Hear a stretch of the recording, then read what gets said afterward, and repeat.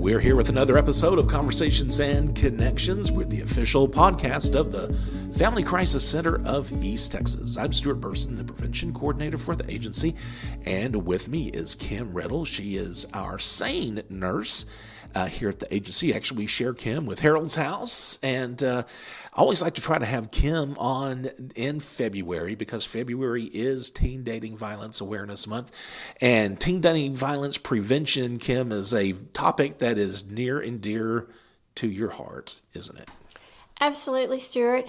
As a forensic nurse, I do provide care to survivors of sexual assault, family violence, intimate partner violence. And so I firsthand get to see the effects of this violence on teens as well as teenagers who have experienced intimate partner violence themselves or teen dating violence. Yeah. Well, and some people may not really think about teens having to deal with something as serious as relationship violence. You think, oh, there's two kids, they're goofing off, they're dating, and it's nothing at that age, anything serious and whatever. But unfortunately, it is something that even a young person really might have to deal with.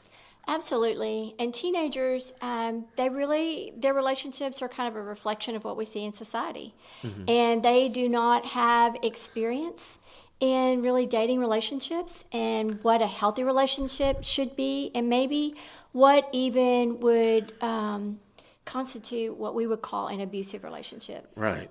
Well, I think, and this probably isn't just kids. I think anyone, if you're in an abusive relationship, always refer to it as, you can't see the forest because of the trees, that you're right there in it. But even because you're right there in it and all these things are going around you, a lot of times those signs just may not click with you for whatever reason. Oh, or if it's your first relationship, maybe you think, well, this is normal. This is what people do. Right. And they may confuse things like extreme jealousy being a sign of affection. Oh, he likes me. He's just so enamored. He always wants me with him. Yeah. Right? And then they lose those friendships, and then they're isolated with that partner who may increase the abuse. Yeah. So it happens to teenagers every day, and it is a very serious problem.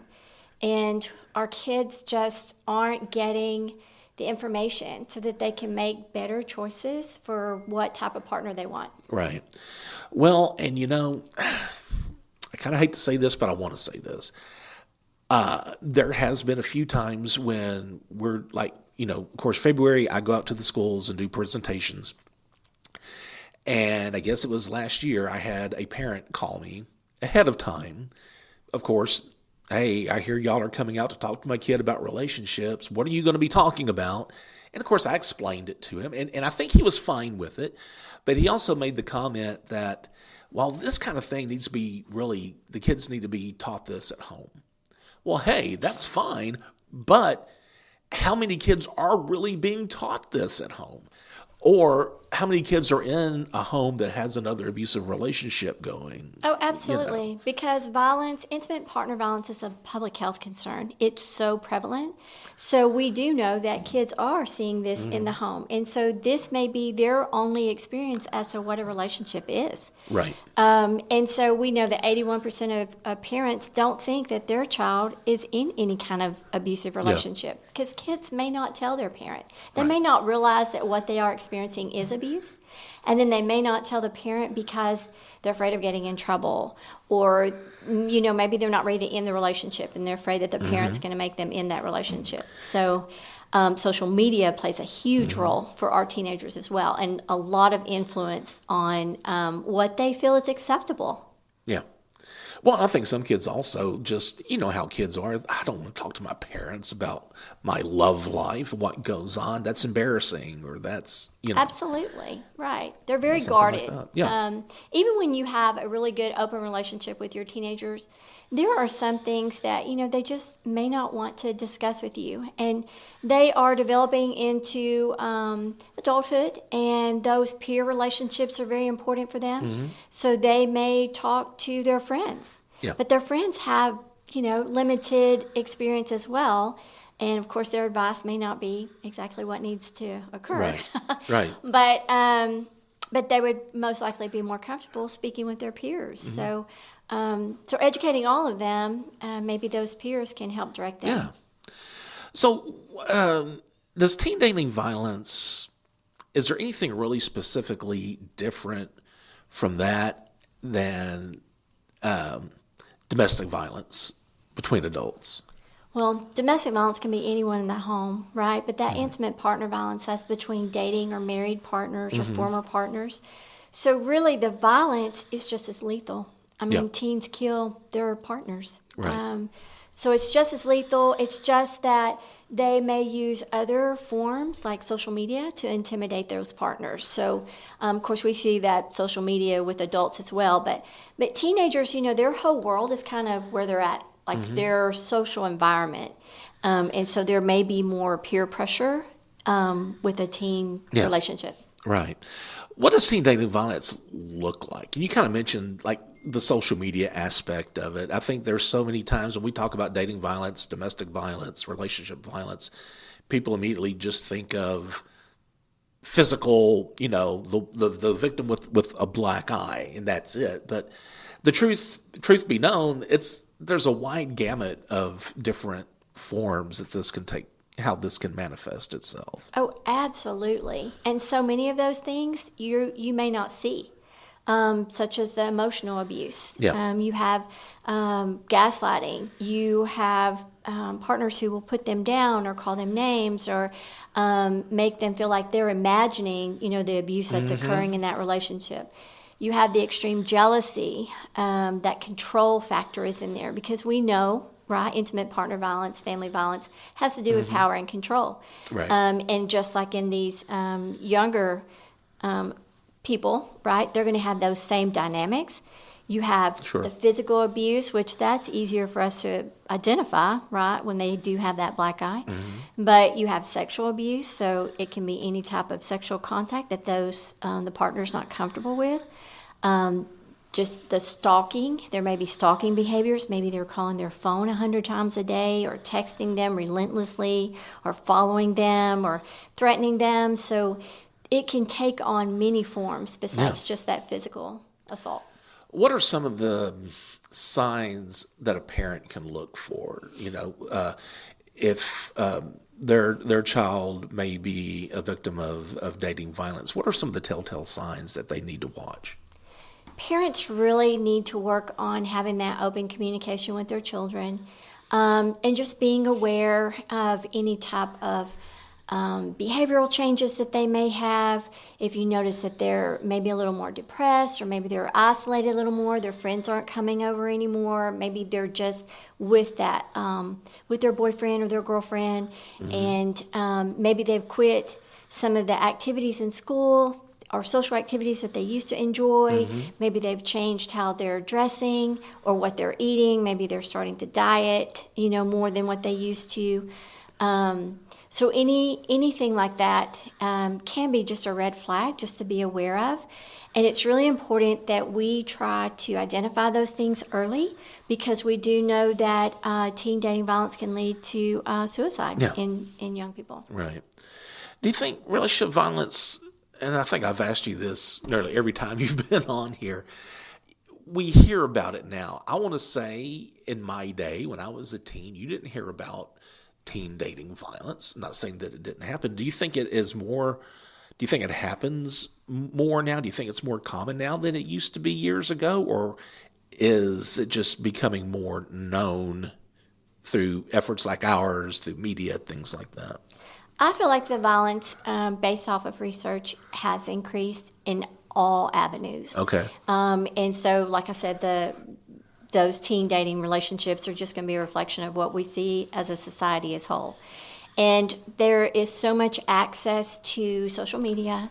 It does play a role into what we find as acceptable. Right. And yes, do we know about it more because there is more awareness? Yes. But yes, overall violence has increased. Yeah.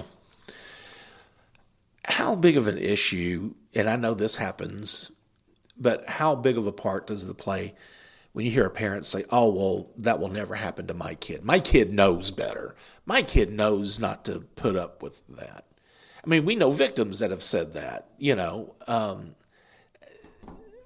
how can you combat that? How can you convince a parent that everybody needs to hear this? And it's not, their little baby, can unfortunately be affected by this as well. And it affects everyone. Yeah. So it affects all socioeconomic areas, all genders, all racial ethnicities.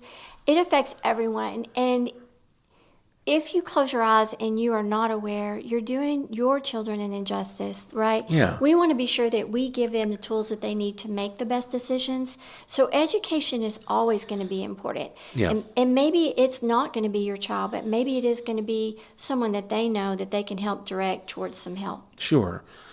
What can parents and schools do to educate their kids?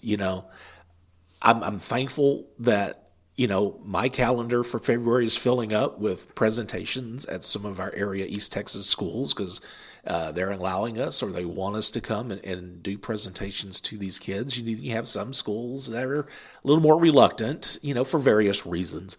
But what can parents and schools do to educate their kids about dating violence?